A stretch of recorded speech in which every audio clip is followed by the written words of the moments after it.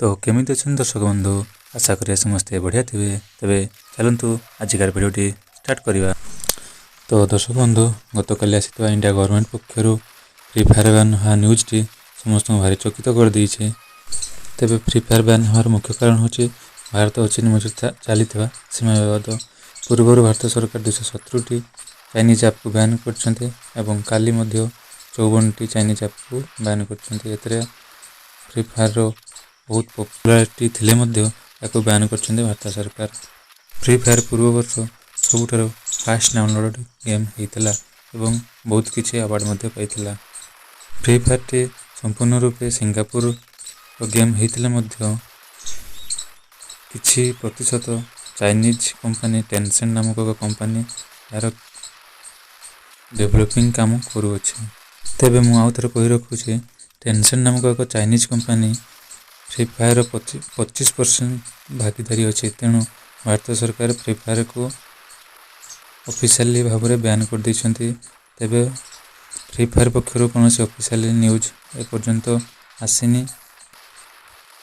एबे जदि आपन जे प्ले स्टोर चेक करेंगे तेबे फ्री फायर गेम टी संपूर्ण भाव प्ले स्टोर हटाई दिखाई किंतु फ्री फायर मैक्स टी को रखाई कारण फ्री फायर मैक्स टी टेंसेंट रो किछि भागीदारी नहीं किंतु iOS किंबा आईफोन यूजरकारी माने बहुत हैरान पड़े कारण सेठारे ना फ्री फायर अच्छी ना फ्री फायर मैक्स अच्छी दुईटी जाक गेम को iOS डिवाइस रू संपूर्ण भाव में डिलीट कर दिया।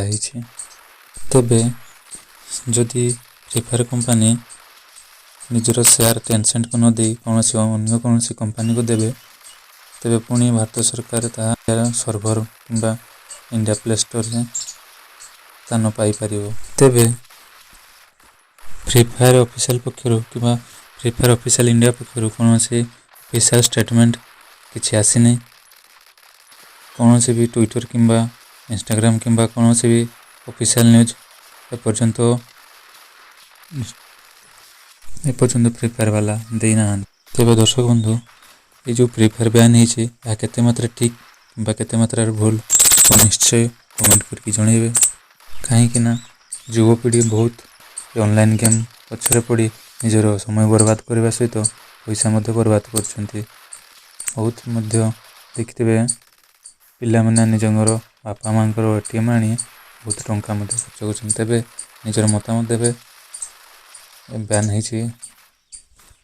आशा करी दर्शक बंधु यदि वीडियो भल लगी तेज निहाती चैनल को सब्सक्राइब करी लाइक एवं शेयर करदे। धन्यवाद।